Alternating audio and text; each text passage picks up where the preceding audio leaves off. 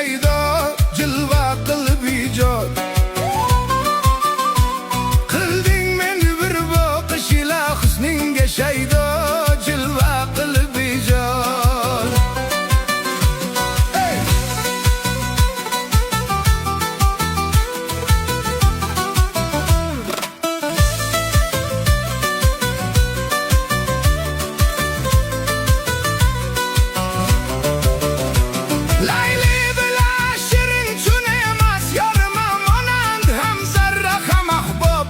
men bir laqachon teng bo'lur ish ichra jahonda majnun ila farhod